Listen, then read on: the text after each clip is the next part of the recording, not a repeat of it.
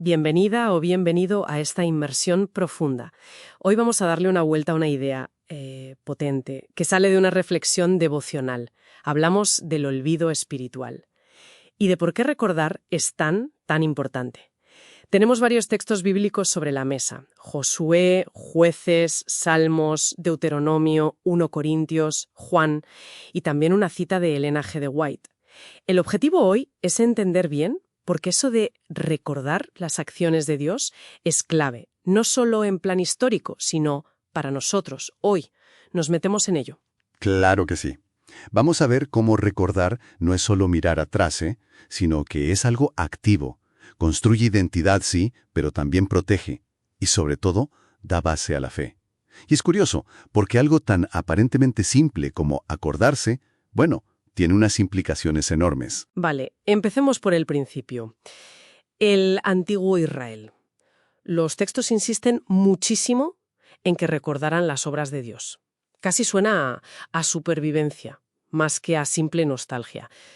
¿Por qué tanta insistencia? Exacto. Era supervivencia, espiritual y también cultural, diría yo. A ver, básicamente servía para varias cosas que estaban muy ligadas.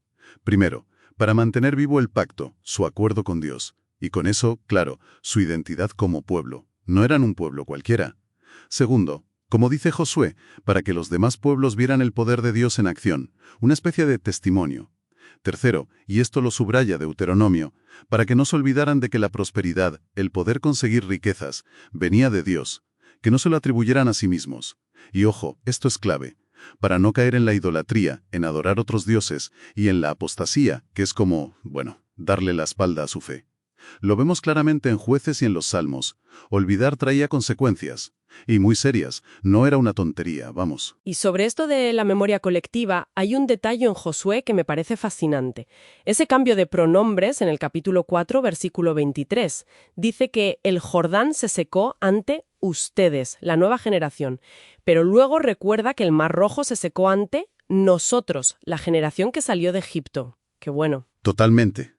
Ese cambio es muy revelador. Muestra cómo un milagro del presente, el cruce del Jordán, que era fundacional para ellos en esa nueva tierra, pues cobra todo su sentido cuando se conecta con el gran milagro anterior, el del Mar Rojo, el de sus padres y abuelos. Y esa conexión se hace a través del testimonio. Así, la nueva generación no solo oye una historia, sino que se apropia de ella, la hace suya. Y esto, claro, nos hace pensar, ¿cómo transmitimos hoy esa memoria para que siga viva? Para que no sea solo una lección de historia. La reflexión dice algo interesante. Olvidar es humano, ¿vale? Pero el olvido espiritual es otra cosa. Es peligroso. ¿Cómo conectamos eso con la actualidad? ¿Necesitamos seguir recordando activamente? Pues la implicación parece bastante directa. Si queremos mantener nuestra identidad, nuestro propósito como creyentes hoy, no podemos ir con el piloto automático puesto. Necesitamos mecanismos, formas conscientes, personales y también como comunidad para refrescar esa memoria espiritual. Es como un músculo, ¿sabes? Si no lo ejercita, se atrofia. Hay que mantener presente de dónde venimos y sobre todo hacia dónde vamos. ¿Y si saltamos al Nuevo Testamento? El foco cambia un poco. Se centra mucho en recordar a Cristo. Se mencionan unos Corintios, Juan. ¿Por qué ese recuerdo se vuelve tan central? Porque todo pivota sobre Él. O sea, el sacrificio de Cristo es la base de todo. La salvación, el nuevo pacto. Todo arranca ahí. Y la cena del Señor, que Pablo describe en Corintios, no es un ritual vacío. Es un mandato clarísimo. Haced esto en memoria de mí. Es un acto de recuerdo explícito. Y además, Juan nos dice algo potente, que el Espíritu Santo es como nuestro ayudante divino. Una de sus funciones es recordarnos las enseñanzas de Jesús. Vamos, que no puedes entender la fe cristiana sin ese recordar continuo centrado en Cristo. Es el corazón de todo. Y la cita de Elena G. de White que mencionábamos al principio parece cerrar el círculo, ¿no? Dice: no tenemos nada que temer del futuro a menos que olvidemos la manera en que el Señor nos ha conducido y lo que nos ha enseñado en nuestra historia pasada. Es como decir, la confianza para mañana viene de recordar cómo Dios nos ha ayudado ayer. La confianza para el futuro. Pero, Y aquí viene un punto crucial de la reflexión. No basta solo con mirar por el retrovisor. No es suficiente con saber la historia, por importante que sea. Se necesita una experiencia diaria, algo fresco. Ahí quería llegar yo.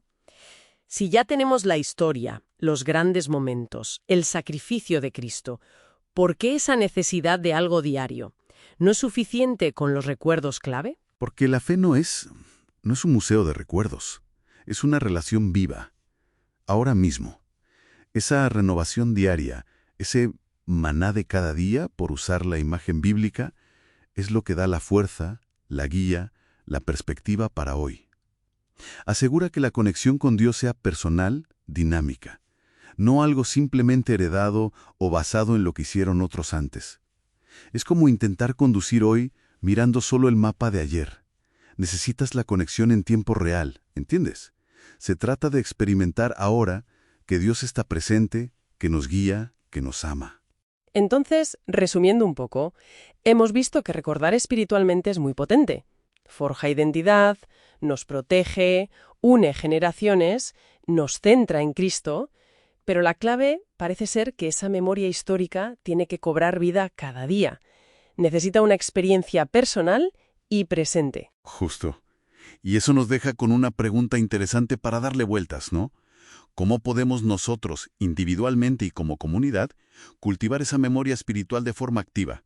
De manera que sea algo vivo, que transforme nuestro presente, y que no se quede en un simple rito o en una lección de historia bien aprendida. Ahí queda esa reflexión para seguir pensando.